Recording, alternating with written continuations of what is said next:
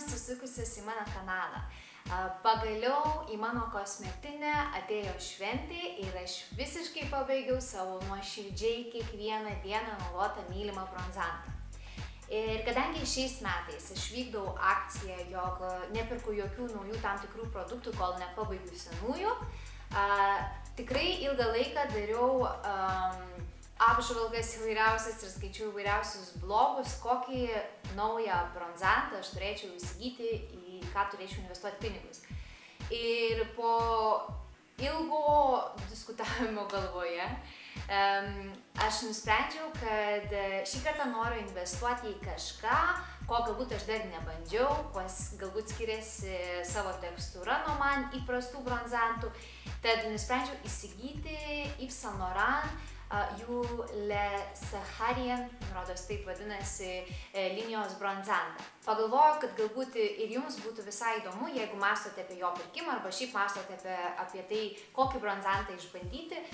Būtų įdomu pasižiūrėti apžvalgą, tai kaip jisai atrodo, kaip tepasi, koks atspalvis, kaip laikosi, nes šį video padaryti noriu tokį, jog noriu pademonstruoti, kaip atrodo pats produktas, mano pirmasis įspūdis, kaip aš jį deduosi ant veido ir kaip jis laikosi visą dieną, o galiausiai dienos pabaigoje aš tiesiog pasakysiu savo išvadas, koks tai yra pirmasis mano tikras dienos įspūdis su naujoju produktu.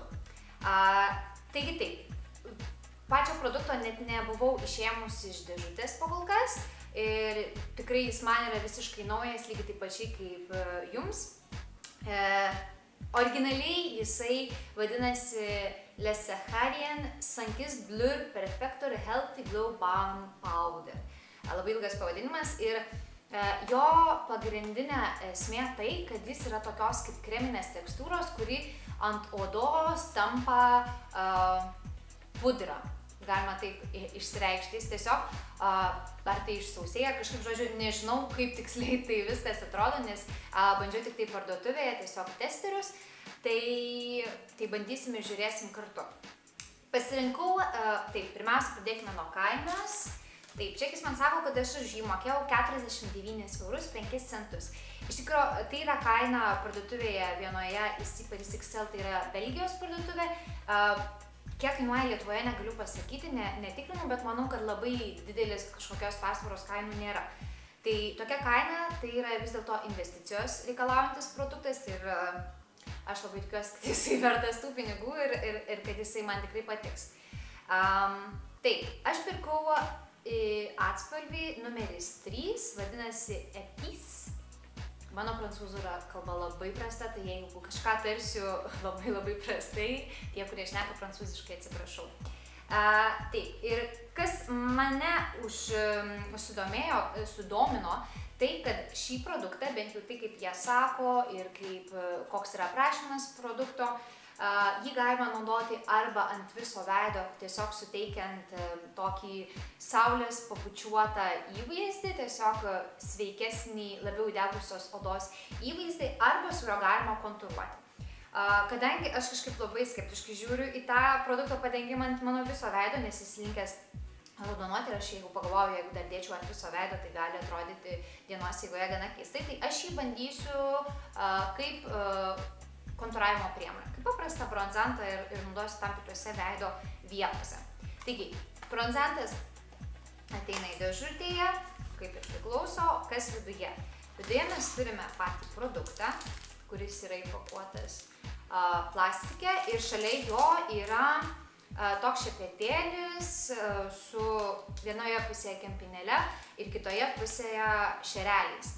Tai šiaip aš nelabai esu linkusi naudoti tuos šepetėlius, kurie ateina su produktu, bet kadangi noriu padaryti pilną apžvalgą, tai bandysiu produktą tepti būtent su tuo šepetėliu, kuris ateina prie dėžutės. Ir tuomet įprastinis Yves Saint Laurent produktų dėkliukas. Taigi, pats produktas išimkime. Taip. Šepetėlis prilipęs prie dėžutės, labai įdomu. Taip atrodo pati dėžutė. Ir atidarius, žiūrėkime patį produktą. Rinkausi atspalvį be abejo padarysiu iš arčiau kadrą. Patį produktą rinkausi atspalvį, aš dabar galvoju, o Dieve, jisai gal net ir per šviesus. Trečią numerį, tai man rodos yra 6 iš viso atspalviai. Aš rinkausi tokį, su kuriuo galėčiau dirbti ir kurį galėčiau sluoksniuoti, tarkim taip. Ir kadangi esu pati natūraliai gana šviesios odos, pagalvojau, kad man jis visai tiks, bet dabar aš žiūriu, kad jisai tikrai yra gana šviesus. Žiūrėsim. Ir dabar žiūrėkime. Jo, jisai yra kreminės tekstūros, tikrai kaip tepi, tokios tvirtos kreminės tekstūros, o ant odos jisai dengiasi labai švelniai, tartum ne kreminė pudra, bet toks tartum balzamas.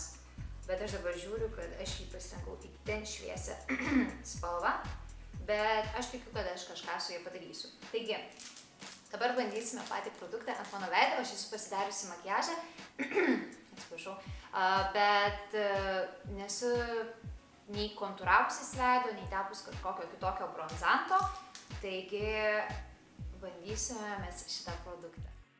Paimame produktą, kuris yra tokio atspalvio su šepetėliu, kuris ateina prie produkto. Tai nežinau, pirmasis įspūdis tos kempinėlės aš visiškai nesuprantu, jinai yra tartum storas rankšluostis, tik tai švelnesnis, bet tikrai neįsivaizduoju, kaip įmanoma paimti su jie produkto ir neišnaudoti, neiššvaistyti jo susigeriant į tą kempinėlę. Tai tos kempinėlės tikrai net nerizikuoju bandyti ir net neįsivaizduoju iš tikrųjų, kam čia tas kvadratinis dalykas reikalingas. Naudosiu tokį šepetėlį, plokščią ir tiesiog taip paimsim. Jau matau, koks bus tikrai su šito produktu, kaip ir su visais kreminiais produktais minusas, tai kad labai greitai limpa įvairiausi plaukeliai ir dulkės prie kreminės tekstūros. Šepetėlis toksai, net nežinau, iš tikrųjų, manau, kad šiek tiek per siauras. Po kol kas, tai jisai yra labai man plokščias, labai sunku dirbti su juo, net nežinau. Pati tekstūra, tai jinai be proto yra lengva ir tokia labai labai maloni. Tu net negalėtum pasakyti, kad tu kažką tepiesi iš tikrųjų. Bet jaučiu, kad aš bandau dabar su kitu šepetėliu, nes tas kitas šepetėlis, kuris yra duodamas prie produkto, man tiesiog, aš nežinau, aš su juo nedraugauju kažkaip. Man labiau patinka tokie apvalesni. Man rodos, kad aš pasirinkau tiesiog per šviesų atspalvį, gal dėl to jisai atrodo be proto natūraliai. Kam patinka natūralumas tikriausiai, tai idealus produktas, nes, sakau, dar tokio natūraliai atrodančio bronzato aš tikriausiai gal dar nesu naudojusi. Ir man įdomu tai, kad jisai, kol yra dar šiek tiek kreminis ant odos, jį galima taisyti. Iki atrodo daugmaž pasitepiau man įprastas bronzuojant veidą vietas su šiuo produktu.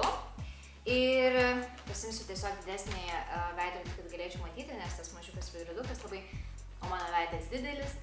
Tai žodžiu, pirmasis įspūdis yra toks, kad kas liečia tekstūrą, tai yra žiauriai nereali, fantastiška ir aš matau šiek tiek mano plaukų ant veido.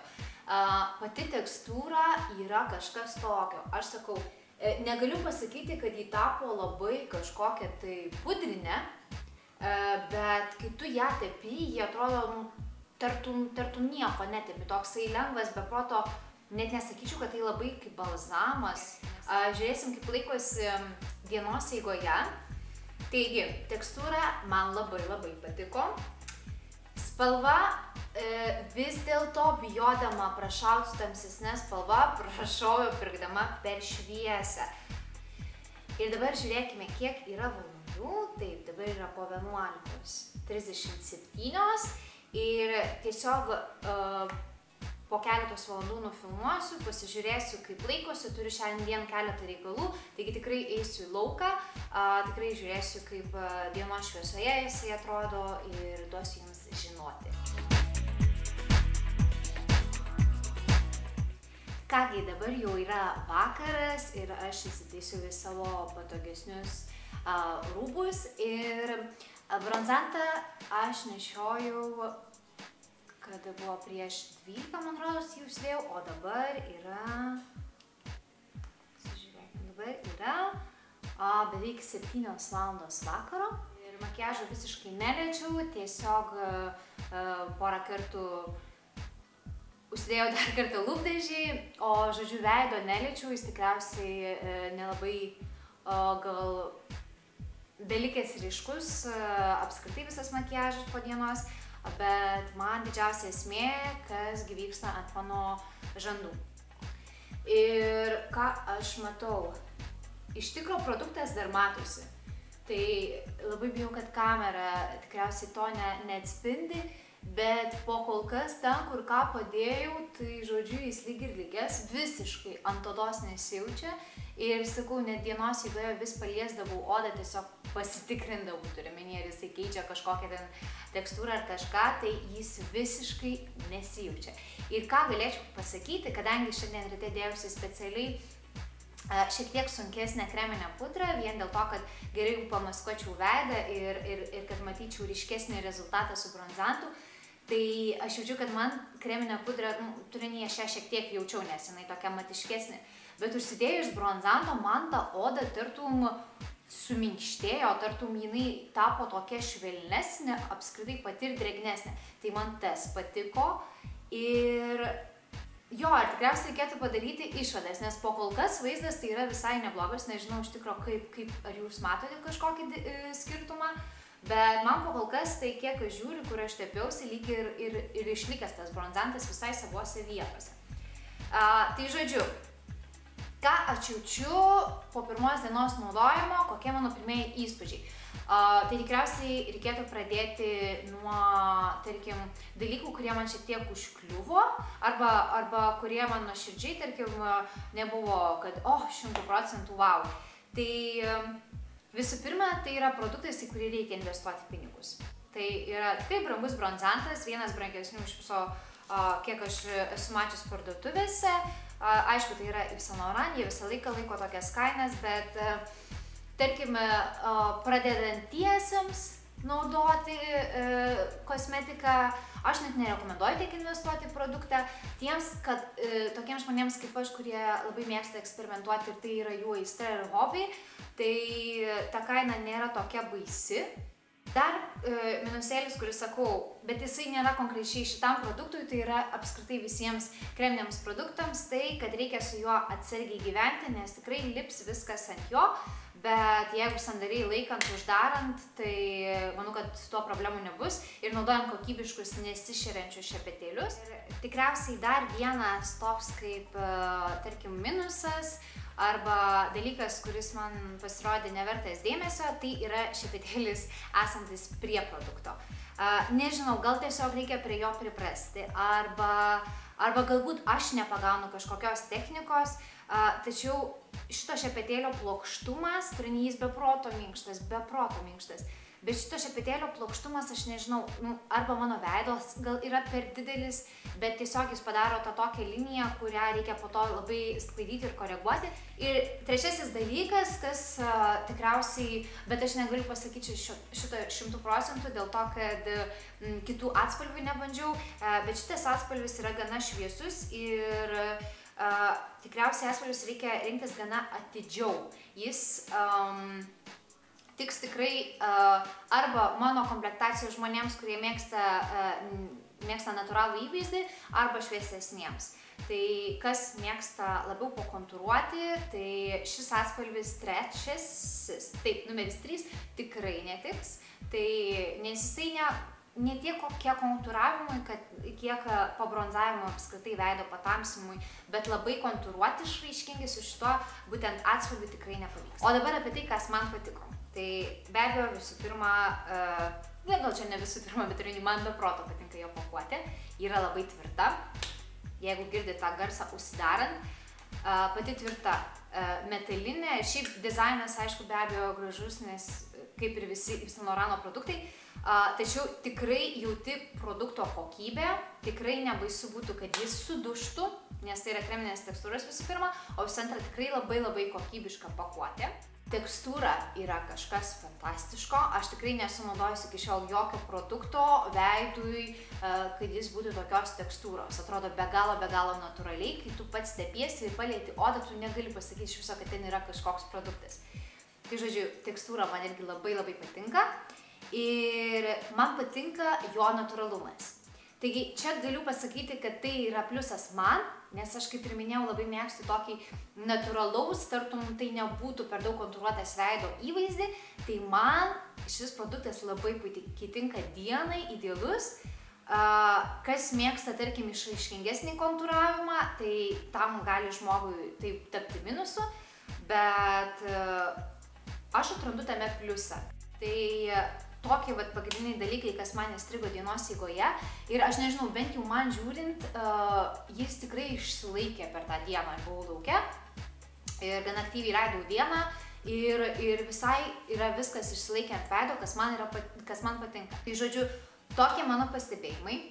Jeigu sveriant ant svarstyklių, tai man daugiau yra pliusų negu minusų iš tikrųjų. Dėl to, kad tai yra mano asmeninis požiūris, nes aš žinau, ko aš ieškau bronzante ir žinau, kas man patinka, tai labai daug dalykų šitas bronzantas atitiko. Tokia mano nuomonė, tikiuosi kažką pamatėt, kažką išgirdot ir susidarėt kažkokį tai pirmą įspūdį taip kaip ir aš.